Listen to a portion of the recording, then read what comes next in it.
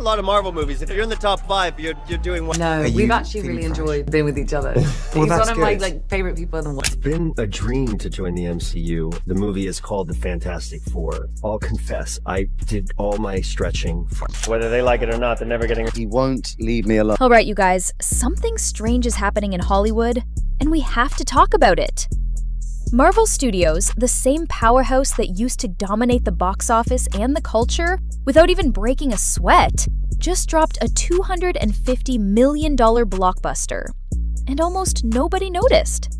My friends and I were just looking at the numbers, and there was no meme storm, no sold-out theaters, no cultural moment. Just silence. Fantastic Four: First Steps was supposed to be Marvel's next big reset, their fresh start, the glorious return of one of their most iconic superhero teams. Instead, what they got was a lukewarm debut, an even colder second weekend, and a fan base that seems more tired than excited. But this isn't just about one film flopping, you guys. This is about what happens when a media empire starts to lose the one thing it needs most: trust. Because in the world of billion-dollar franchises, it's not just the opening weekend that matters. It's what happens after. And Fantastic Four: First Steps didn't just stumble. It fell flat on its face. With Pedro Pascal at the center of the storm, social backlash bubbling behind the scenes, and fans questioning whether Marvel has any idea what it's doing anymore. This movie might just be the canary in the coal mine for the entire Marvel machine, and the signs are impossible to ignore.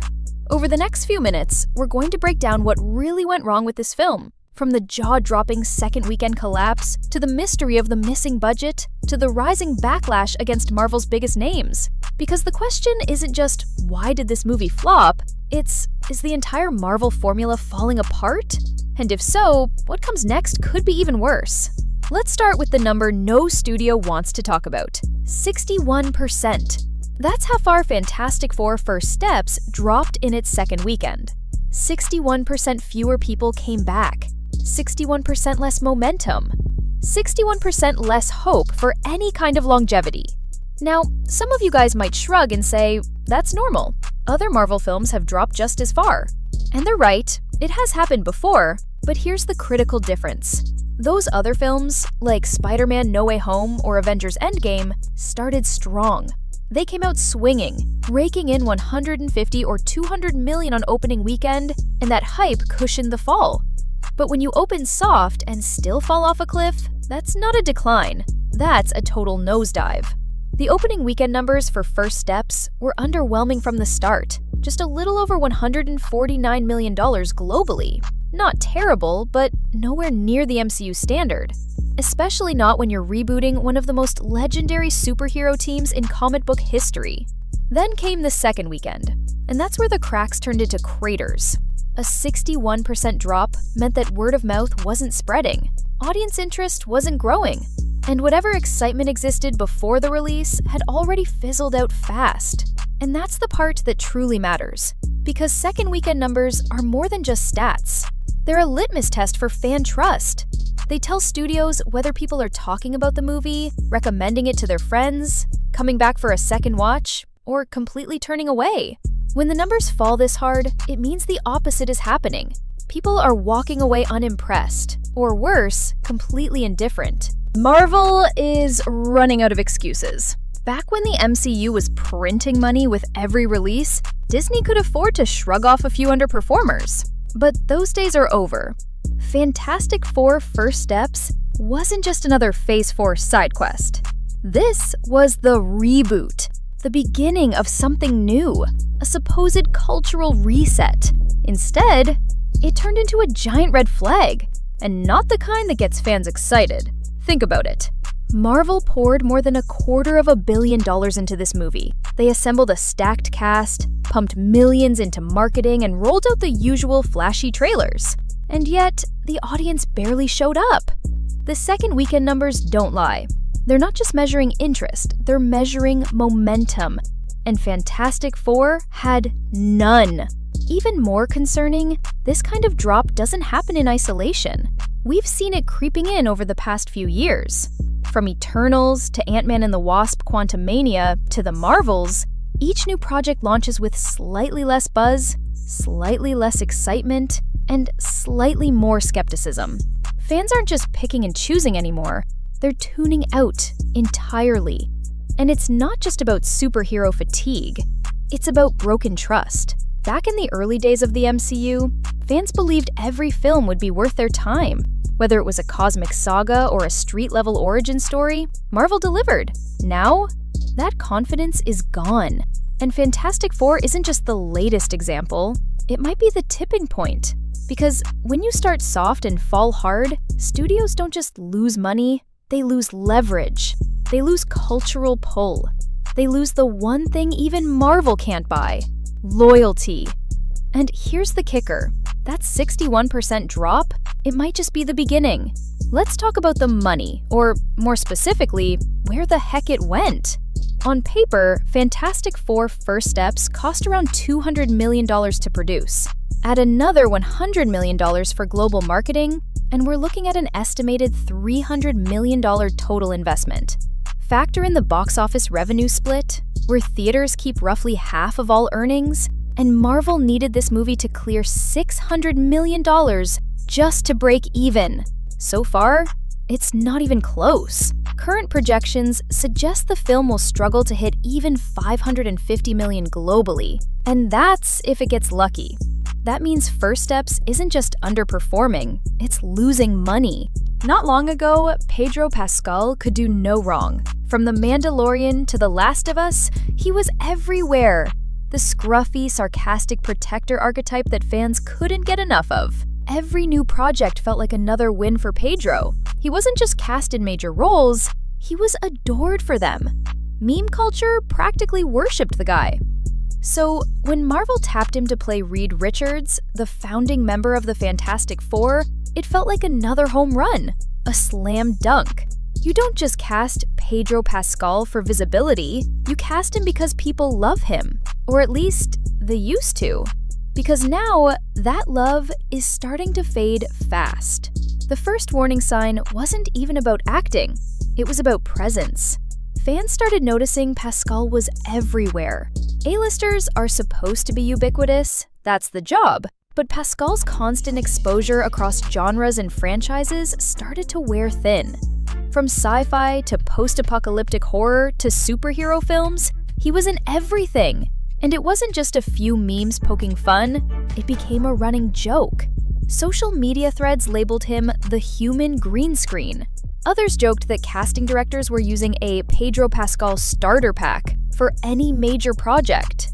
And then there was Liam Neeson's savage one-liner at a surprise screening: "No zombies, no superheroes, and no Pedro Pascal."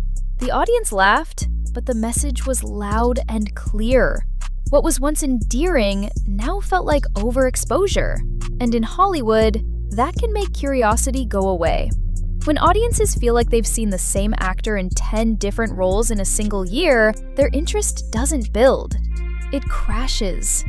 They stop being excited and start feeling exhausted. But that wasn't the only problem. Behind the scenes, things were getting even messier. Pascal's social activism, once quietly respected by many, started turning into a PR liability for Marvel and Disney. He's been outspoken on issues ranging from immigration to social justice, and while his intentions might be genuine, the timing couldn't have been worse. In the middle of a delicate press tour for a struggling franchise reboot, Pascal's off-screen comments weren't just making headlines, they were stealing them. And Marvel, my friends, they were not happy about it. According to inside sources, Disney executives, including CEO Bob Iger himself, pulled Pascal from key press events. They allegedly scrapped an entire behind-the-scenes featurette focused on Reed Richards, all to minimize further backlash. And while no one on the record has confirmed this, the silence speaks volumes.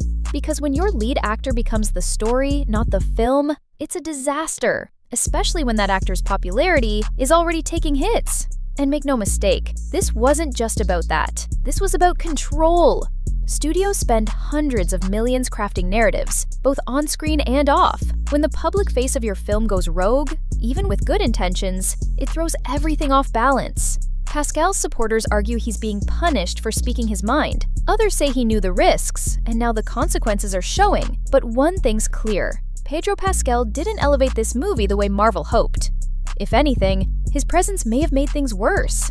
And that's not just a PR hiccup. That's a brand crisis. Because when your biggest stars start alienating your most loyal fans, either through overexposure, controversy, or just fan fatigue, it signals something deeper. Marvel used to turn actors into icons. Now even icons can't save a sinking ship. Now let's talk about the elephant in the room, or as some guys are calling it, the 6 woke points. Before Fantastic Four First Steps even hit theaters, controversy was already brewing. Leaks and early reviews hinted at what some critics called a fully woke take on Marvel's first family. Diversity, representation, progressive themes, and like clockwork, the backlash came hard and fast. Now let's be clear, representation alone isn't the problem. In fact, it's long overdue in many areas of entertainment. But here's the twist. The backlash didn't come from just one side. It wasn't just angry internet trolls shouting into the void. Even some longtime fans, people who want Marvel to be more inclusive, started asking the same question. Can a film be woke and good? And Fantastic Four didn't exactly help its own case. Instead of feeling like a bold, creative vision, the film's approach came across as checklist storytelling, box-ticking representation without the emotional depth to back it up. Characters felt like tokens. Plot lines felt engineered for applause, not impact. And the result? Instead of inspiring, it felt hollow. Critics praised the film's inclusive cast and fresh take, but audiences? They weren't moved. At least not enough to buy tickets, not enough to spread the word, and definitely not enough to build the kind of cultural momentum Marvel used to command. Because here's the real problem. When studios treat wokeness as a marketing strategy rather than as meaningful storytelling, it backfires badly. And fans have seen it happen before. Remember The Marvels? It was marketed as a feminist victory and an all-women team-up. But when the script didn't deliver the stakes, the emotion, or the character arcs, the message fell flat. Eternals did the same. Big promises, global cast, inclusive vibes. But the execution was bland and forgettable. With Fantastic Four, Marvel promised a bold reimagining of a classic team. But instead of bold, it felt safe. Instead of new, it felt forced. And instead of empowering, it felt like a corporate checkbox. And here's where it really stings. Even people who want change, who support more diverse casts and progressive themes, are starting to roll their eyes. Because they don't want stories that preach to them. They want stories that move them, that challenge them, that make them care. Instead, Marvel keeps serving up the same formula now with a diversity filter slapped on top. And audiences are noticing. Online debates are spiraling. Is the film too woke? Is the audience too hateful? Are the review scores fake? Is the backlash real? The noise is deafening. But underneath all of it, there's a simple truth. People didn't show up. And that's the part studios can't spin. You can argue about agendas, review bombs, or internet trolls all day. But when the seats are empty, none of that matters. The message is clear. And Marvel, they're running out of room to ignore it. Because being woke isn't the problem. Being lazy about it is. Audiences want characters with depth, not diversity quotas. They want bold storytelling, not safe PR campaigns. Fantastic Four First Steps could have been the proof that superhero movies can evolve, grow, and reflect a more modern world. Instead, it became another data point in a growing trend. When Marvel tries to make a statement, it forgets to make a story. And in the end, fans don't care what box a character ticks. They just want to feel something. Once upon a time, a Marvel movie was more than just a film. It was a cultural event. Fans lined up for midnight premieres. Social media exploded with fan theories, Easter egg breakdowns, and viral memes. Trailers were dissected frame by frame. Every release, even the smaller ones, felt like a piece of something bigger. A movement. A moment. But for Fantastic Four First Steps, there was none of that. No hype, no electricity, just a quiet, underwhelming rollout that came and went, like a whisper in the wind. And for Marvel Studios, that silence might be more dangerous than any negative review. Because in today's attention economy, silence doesn't mean people are being polite. It means they've moved on.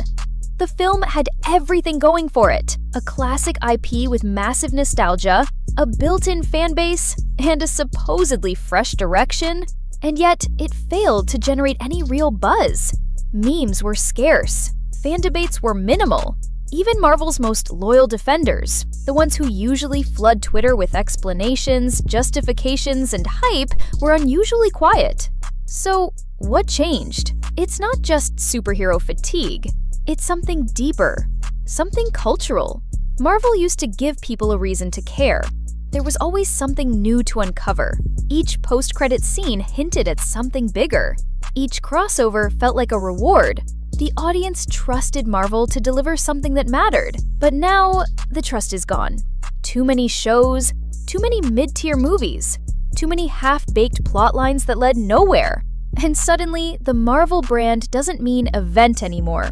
It just means content. And content is everywhere. Everyone's making it, everyone's streaming it. And unless it feels urgent, unless it feels special, people won't pay attention. Not with their wallets, not with their time, and definitely not with their enthusiasm. Fantastic Four, First Steps, didn't feel like an event. It felt like just another item on Marvel's bloated release schedule. And fans noticed. Even the audience review numbers tell the story. Sure, the film has over 90% approval on some platforms, but the volume of reviews is shockingly low for a Marvel movie. Only around 10,000 verified audience scores on Rotten Tomatoes in the first week. That's a fraction of what past Marvel films received, and this isn't a new trend. The Marvels, Quantumania, Eternals all saw huge drops in audience engagement. People are just skipping the theater. They're not even talking about the movies afterward. It's not just box office failure, that's a pulse check. And the pulse, it's fading. Marvel didn't lose its audience in one bad movie, it lost them in 1,000 small ways. By treating their fans like they'd always be there. By assuming that throwing together a few familiar faces in a CGI climax was enough. By underestimating how quickly hype turns into apathy. And now they're feeling the cost. Because the most dangerous thing a brand can face isn't hate, it's indifference. And for the first time in over a decade, that's exactly what Marvel is up against. Here's something else that doesn't add up, you guys. Critics gave Fantastic Four First Steps an 86%. Audiences rated it even higher, over 90%. On paper, it looks like a win. So why did the box office completely fall apart? It's a paradox that's becoming more common in Hollywood. High review scores, low audience turnout, great ratings, but empty theaters. And nowhere is that disconnect more obvious than with Marvel right now. Let's be honest. People don't trust Rotten Tomatoes anymore, not like they used to. What was once the ultimate seal of approval, the go-to source for judging whether a movie was worth watching, is now seen by many as just another marketing tool. A place where numbers are polished, perceptions are managed, and hype is manufactured. And Fantastic Four is a perfect example of that gap between perception and reality. Because if the film is genuinely that good, why didn't anyone care? The answer might be simpler than it seems. Scores don't create excitement. Moments do. In the early MCU days, movies like Iron Man, The Avengers, Guardians of the Galaxy, they didn't just get good reviews. They delivered moments. Scenes that lit up the internet, characters that became instant icons, dialogue that people quoted for months. But Fantastic Four? There were no viral clips, no breakout scenes, no cultural pull. It was a film that got the technicals right, but missed the emotional spark. And in today's content-saturated world, technically good isn't good enough. You need to be must-see. And Fantastic Four never earned that status. Even the verified audience scores tell a deeper story. Only a small number of people even bothered to leave a review. That's not just a weak number. It's a signal. The people who did see it mostly liked it, but the majority didn't show up at all. And here's the harsh truth. If a Marvel movie has good reviews and still flops, that means the brand no longer sells itself. Once upon a time, that would have been unthinkable. Marvel could slap a logo on anything and it would make $1 billion. But those days are gone. The Rotten Tomatoes score might be fresh, but the audience energy is stale. It also doesn't help that fans have been burned in the past. Remember Eternals? It had the visuals, the cast, the Oscar-winning director, and an early wave of positive buzz. But then it landed with a dull thud. Fans started to feel like they were being misled, that critics were giving passing grades to films that didn't earn them. And when that happens too many times, people stop listening. So even when a film like Fantastic Four scores well, it's already fighting an uphill battle. The damage is done. The audience trust is gone, and numbers alone won't bring it back. Because in today's world, reviews don't decide what goes viral. Fans do.